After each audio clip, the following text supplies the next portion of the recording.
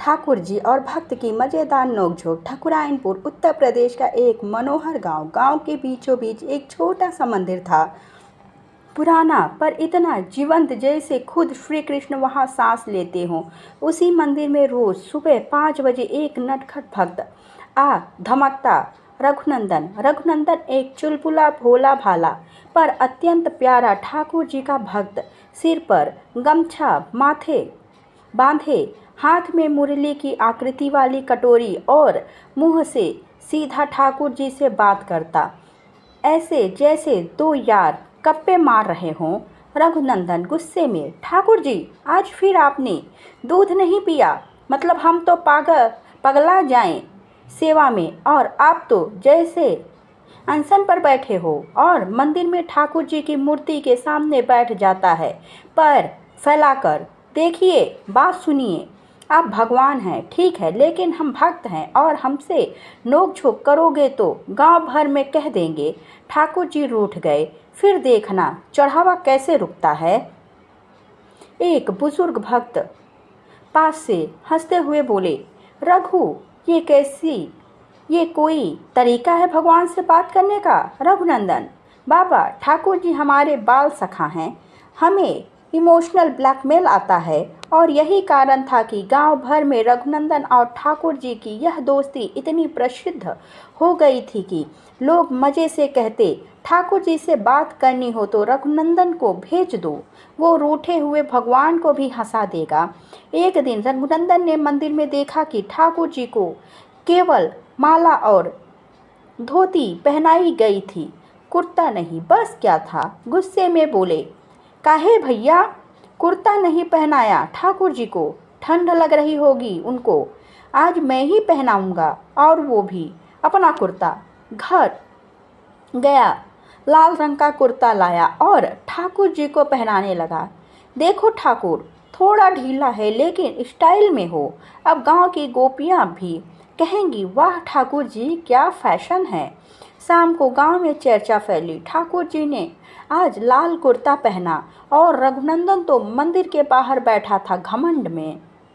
हमारा कुर्ता है, किसी साधारण दर्जी का नहीं, भगवान को भी फैशन की ज़रूरत होती है। कई महीनों तक यह नोकझोंक चलती रही। कोई दिन ऐसा नहीं जाता जब रघुनंदन ठाकुर जी से उलझता नहीं था। एक दिन जब मंदिर बंद हुआ और रघुनंदन दरवाजे के बाहर बैठकर रोने लगा, ठाकुर जी, सबके तो तू भोग लगा लेता है, हमारी खिचड़ी का एक दाना भी नहीं चखा तूने आज, तू घमंडी हो गया है क्या? तभी मंदिर के भीतर से घंटी बजी और एक तेज झोंका निकला, जैसे भीतर से कोई बोला, बस कर पगले, रुलाएगा क्या? रघुनंदन चौंक गया, आंखें फटी की फटी। अरे बाप रे, आज ठाकुर जी बोल दिए, मतलब पिघल ही गए। उस दिन के बाद रघुनंदन की हिम्मत और भी बढ़ गई। अब वह ठाकुर जी से ऐसा व्यवहार करने लगा जैसे अपने सबसे अच्छे दोस्त से करता हो। रघुनंदन को गांव की एक लड़की से प्रेम हो गया, राधिका, लेकिन राधिका उसे भाव नहीं देती थी। एक दिन मंदिर में आया, ठाकुर जी के सामने हाथ जोड़कर बोला, ठाकुर जी, या तो मुझे मेरी राधिका दिला दो या फिर खुद की राधा भेज दो। अब अकेलेपन से तंग आ गया हूँ। हाथ में माखन की कटोरी रख दी। देखो, माखन दिया है, तुम माखन खाओ, मेरी बात मानो, डील क्लियर।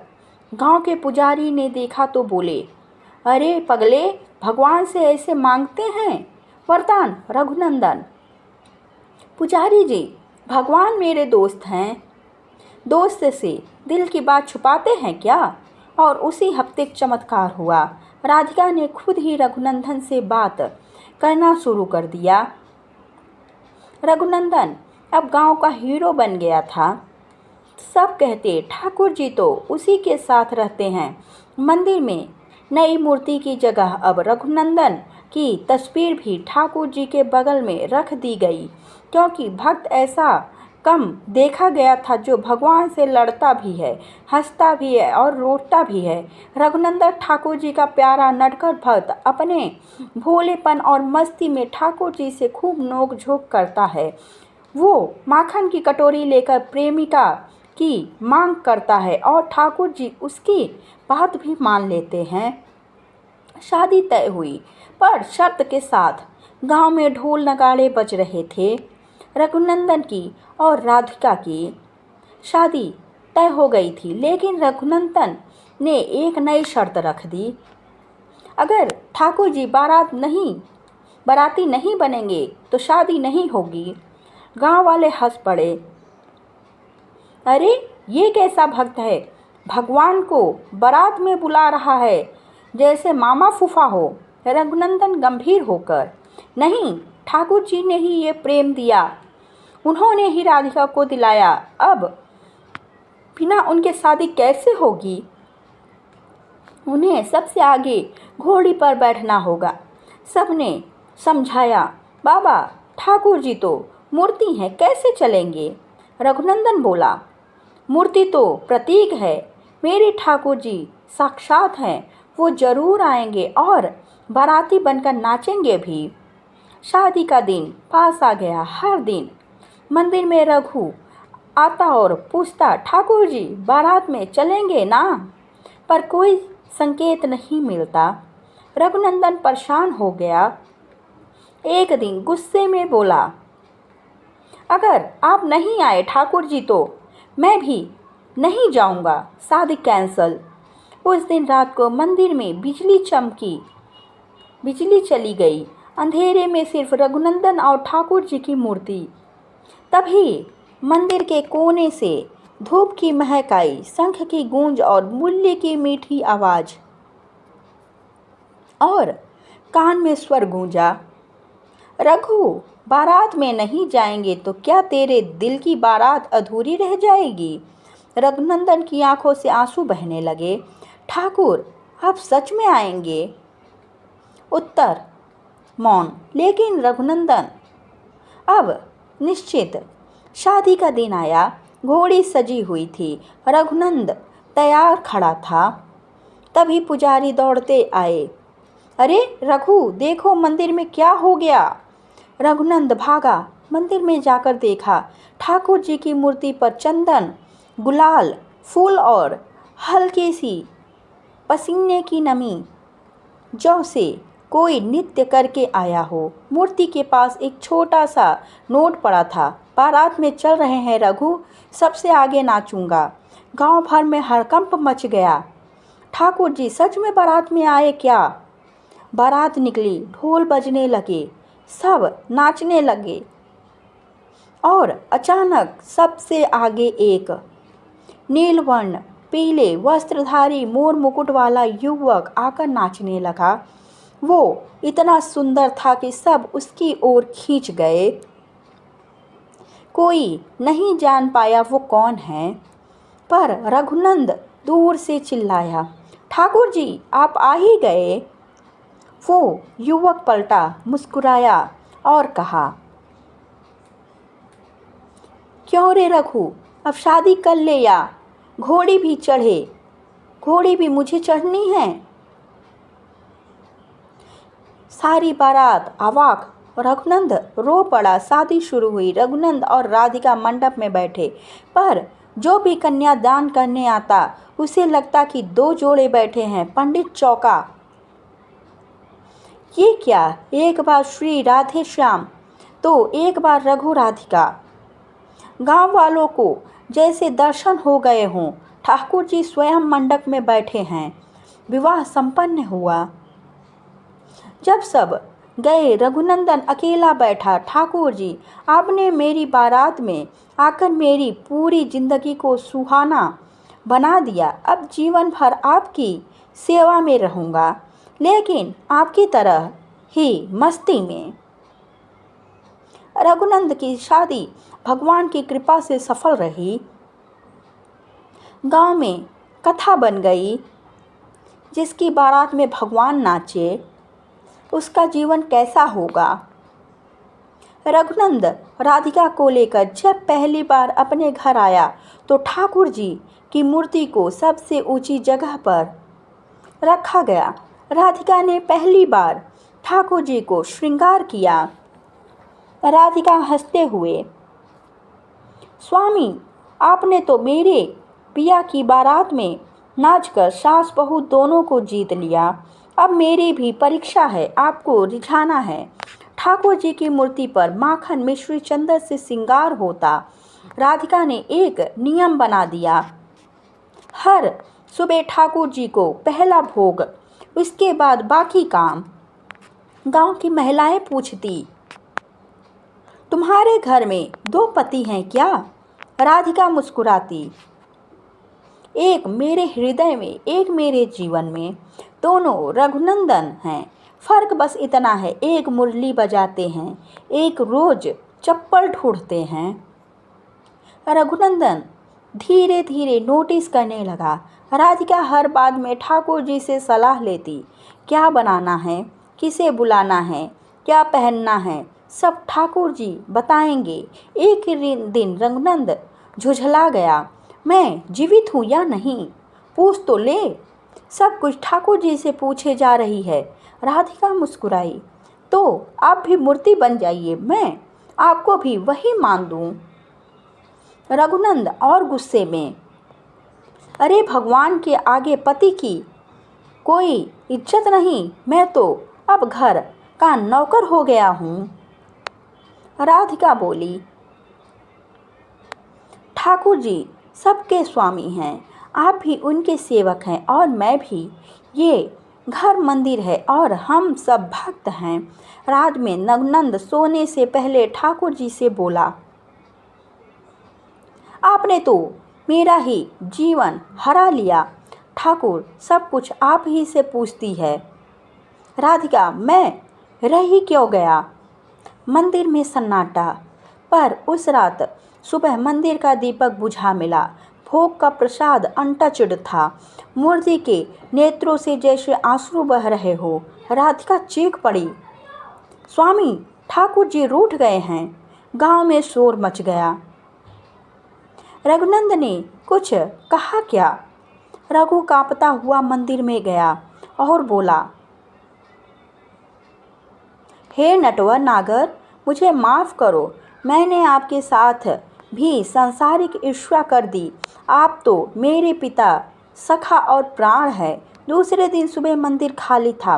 ठाकुर जी की मूर्ति गायब थी। रघु चीख चीख कर रोया, ठाकुर मुझे छोड़ गए, कहाँ जाऊँ मैं अब? राधिका बेसुध, रघु तो जैसे पागल हो गया। गांव छोड़कर नंगे पांव निकला, एक ही रट, ठाकुर जी मेरी गलती माफ़ करो, मैं आपका बच्चा हूँ। रघु हर तीर्थ गया, वृंदावन, द्वारका, पंढरपुर, नैमिषारण्य, यह जगह वही है। मेरे ठाकुर को किसी ने देखा? हर जगह ठाकुर जी की तस्वीर में उसे वो मुस्कान दिखती थी, वही बाल गोपाल जो बारात में नाचा था। एक दिन वृंदावन में एक बाबा मिले, बेटा तू जिसको ढूंढ रहा है वो तू ही है। रघु बोला, क्या मतलब? बाबा ने कहा, जिस दिन तूने सेवा छोड़ी और अधिकार लिया उसी दिन ठाकुर जी तुझसे रूठे। भगवान से प्रेम कर, व्यापार नहीं। एक दिन रघु जंगल में पड़ा रो रहा था, ठाकुर बिना तुम्हारे जीवन व्यर्थ है, तब तो यही प्राण निकल जाए, अब तो यही प्राण निकल जाए।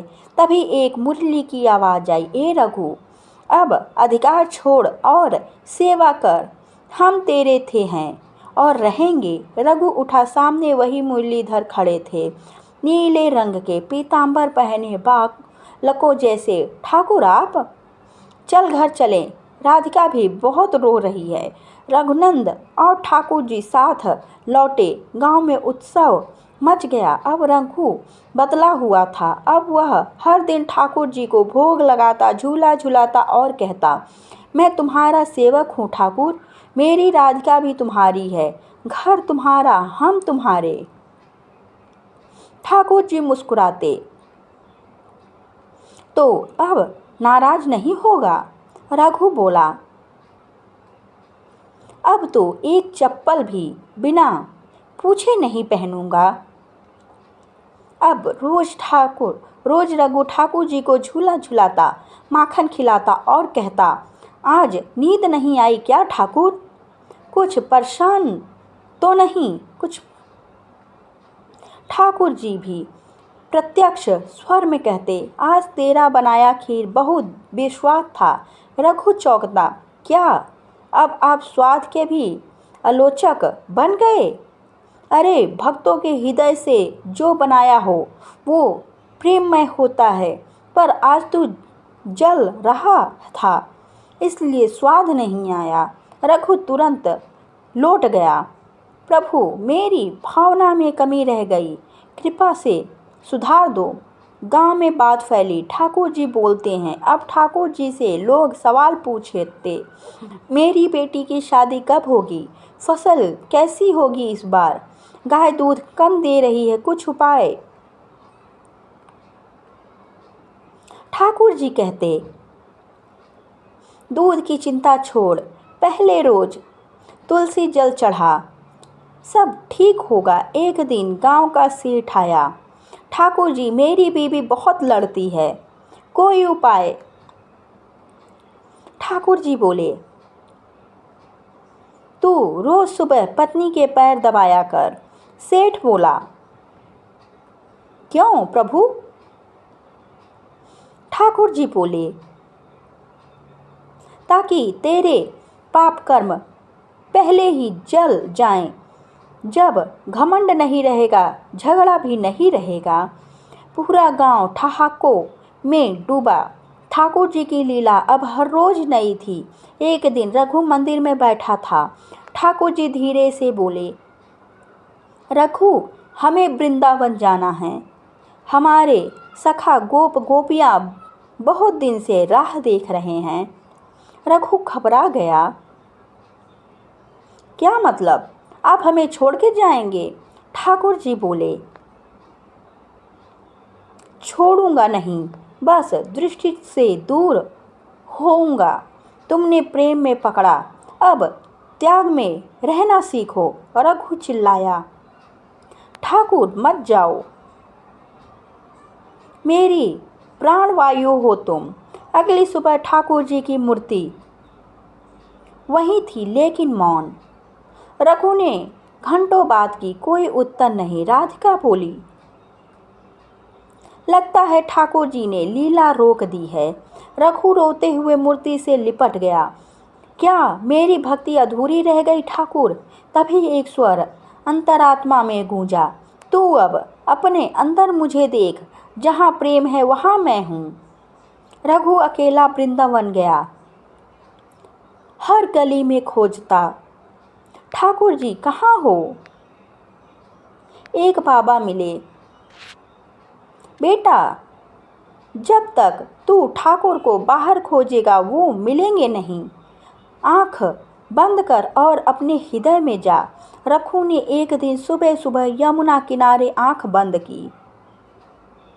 अचानक रघु की आत्मा जैसे शरीर से ऊपर उठ गई। वो देखता है, वृंदावन के कुंज में ठाकुर जी बाल रूप में रास कर रहे हैं। गोपियाँ गा रही हैं, श्री राधे श्री राधे। रघु भाव विभोर हो गया, प्रभु मैं देख पा रहा हूँ आपको। ठाकुर जी मुस्कुराते हुए बोले, ये तेरी परीक्षा थी रघु, अब तू परिपक्व हुआ है। अब तुझे मैं बाहर नहीं भीतर रहकर प्रेम कराऊंगा। अब रघु गांव लौटा, लेकिन बदला हुआ। मूर्ति मौन थी, पर रघु उसे देखकर मुस्कुराता और कहता, ठाकुर जी आज आप हंस रहे हो ना? गांव वाले पूछते, अब आवाज़ नहीं आती, फिर भी बातें कैसे करते हो? रघु बोला, अब कान से नहीं हृदय से सुनता हूँ। और अंत में एक दिन गांव के मंदिर में सभा थी। रघु ने ठाकुर जी की मूर्ति के आगे मुरली रख दी। सबने पूछा, ये क्यों? रघु बोला, क्योंकि अब मुझे मुरली की धुन भीतर से सुनाई देती है। जब तक कान से सुनता था भगवान बाहर थे, अब तो भीतर ही बैठे हैं। एक दिन गांव में अजीब सूखा पड़ गया। तालाब सूख गए, गायें दूध देना बंद कर दी, खेत बंजर हो गए। गांव वालों ने कहा, ये सब तब शुरू हुआ जब ठाकुर जी बोलना बंद हो गया। लगता है ठाकुर रूठे हुए हैं। अब रघु को घेर लिया गया। तेरा ठाकुर अब चुप क्यों है? क्या तूने कुछ अपराध किया? अब चमत्कार क्यों नहीं होते? रघु मुस्कुराकर बोला, जब पानी की बाल्टी सूखती है तो कुआं खोजो। ठाकुर चुप है तो अपने अंतर का द्वार खोलो। गांव वाले बोले, फिर भी खेत नहीं उगते, कोई उपाय करो। रघु ने संकल्प लिया, जब तक गांव में वर्षा नहीं होगी मैं अन्न जल नहीं लूँगा। ठाकुर जी बोले भीतर से, रघु ये कौन सी जिद है? रघु बोला, आपने ही तो सिखाया कि भक्ति में अनुराग होना चाहिए, उपेक्षा नहीं। अब आप मौन रहो या प्रकट, मैं तो अन्न तभी लूँगा जब ये गांव मुस्कुराएगा। एक पंडित था गांव में, नाम था भवानी शास्त्री, जो सोचता था जब से रघु आया सब उसी की सुनते हैं। अब मैं ठाकुर जी का अधिकारी नहीं रहा। उसने लोगों में अफवाह फैलाई, रघु की भक्ति दिखावा है, ठाकुर जी उससे रूठे हैं। तभी मूर्ति बोलना बंद कर दी। लोग डगमगाए। एक सभा बुलाई गई। पंडित बोला, अगर रघु सच्चा भक्त है तो ये बिना वर्षा के बादल बुला कर दिखाए। अगर ठाकुर उससे बात करते हैं तो खेतों में हरियाली क्यों नहीं? रघु सब सुनता रहा। तभी भीतर से स्वर आया, रघु तू चुप क्यों है? रघु बोला, प्रभु सबको अब आपके उत्तर की चाह है।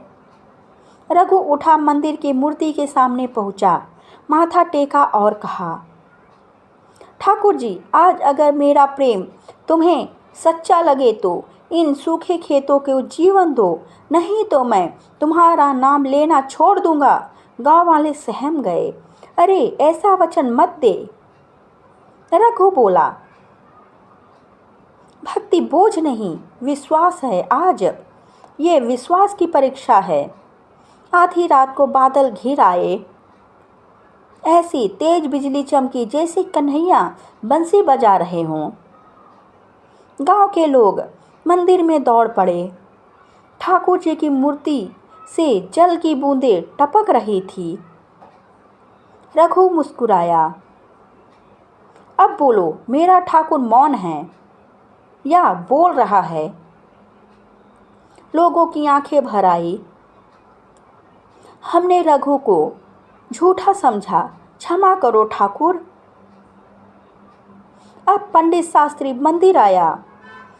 उसने हाथ जोड़कर कहा, मैंने तुम्हारी भक्ति पर संदेह किया रघु, मुझे क्षमा करो। रघु बोला, आप तो हमारे बड़े हैं। आपके वचन से ही ठाकुर ने मुझे और भी गहरा प्रेम सिखाया।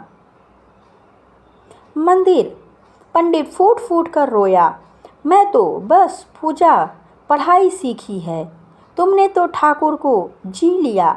अगले दिन ठाकुर जी की मूर्ति से फिर वही बाल स्वर उभरा, रघु।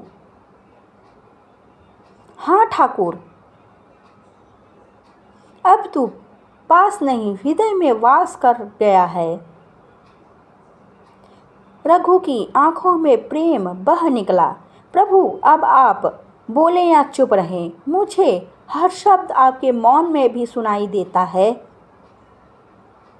कथा का सार, भक्ति कोई व्यापार नहीं, जब तक भगवान बोलते हैं तब तक सब भक्त हैं, लेकिन जब भगवान चुप हो जाएं, तब भी जो हृदय में उनका आलिंगन करे वही सच्चा प्रेमी है। जय ठाकुर महाराज। अगर आपको ये कहानी अच्छी लगी हो तो कमेंट बॉक्स में राधे राधे अवश्य लिखें। जय ठाकुर महाराज। जय